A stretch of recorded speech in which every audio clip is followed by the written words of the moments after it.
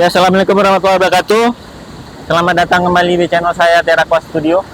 Jadi hari ini saya ingin berbagi tentang bagaimana menghindari pacet saat berkegiatan di alam bebas. Nah, jadi biasanya kalau di hutan mereka ada di mungkin ketinggiannya sekitar 700 meter dari permukaan laut, yang udah agak dingin itu baru mereka ada tuh. Bergerak dengan ada seperti penghisap di ujung mulut dan di bawahnya itu bagian posterior dan anteriornya. Nah, cara menghindarinya kalau yang sudah umum itu adalah itu caranya bisa misalnya menggunakan daun tembakau. Nah, daun tembakau itu bisa Anda rendam kemudian airnya itu dibalurkan, atau bisa juga tembakaunya langsung dibalurkan ke bagian-bagian tubuh yang bisa pacetnya hinggap gitu. Misalnya di tangan, di kaki. Kalau untuk melepaskannya, kalau misalnya pacet sudah hinggap, itu bisa dilepaskan dengan meneteskannya dengan air, dengan minyak angin, kemudian bara dari api. Nah, kalau yang merokok sih biasanya mereka pakai bara rokok itu disentuhkan gitu. Nah, tapi jangan dicabut. Kalau dicabut langsung pendarahannya akan lebih lama berhenti. Mungkin kalau misalnya kita cabut paksa itu lukanya lebih besar. Saya pernah naik gunung di Kabupaten Sekadau, Gunung Berangin. Nah, jadi di situ masyarakat Dayak di sana mengajarkan beberapa hal untuk menghindari pacet ketika naik gunung.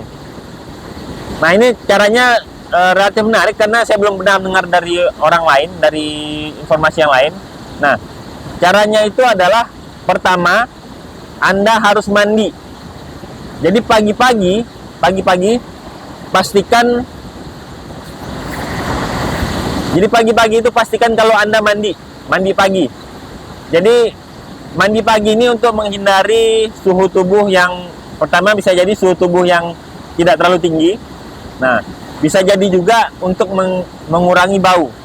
Sebenarnya sih kalau pacet itu tidak punya indera penciuman. Dia lebih ke, kalau saya lihatnya lebih ke detektor panas dia. Saya pernah di gunung di Karimata itu, di Pulau Karimata. Saya coba dekatkan batang kayu yang dingin, saya sentuh-sentuhkan, dia tidak bereaksi. Tapi ketika tangan saya mendekat, nah itu dia langsung ngejar gitu, tahu gitu. Misalnya ini ujungnya, kepalanya. Nah, jadi kalau jari kita begini, dia ngikut gitu. Nah, tapi kalau kayu kita dekatkan, dia tidak terpengaruh, tidak terangsang dia. Nah, jadi mandi. Jadi usahakan sebelum misalnya pagi-pagi pas di mau naik gunung, pagi-pagi itu bangun dari camp, mandi dulu. Nah, yang kedua, ya ini tips yang bisa dibilang rahasia ya. Rahasia kalau Anda mungkin sebaiknya tidak di-share sama teman-teman pendaki Anda. Walaupun ini caranya agak curang ya, agak jahat. Kalau misalnya mendakinya dalam rombongan, jalan di bagian paling depan atau paling belakang. Nah, ini tipsnya nih dari masyarakat Dayak. Jadi kenapa begitu? Jadi jalan paling depan.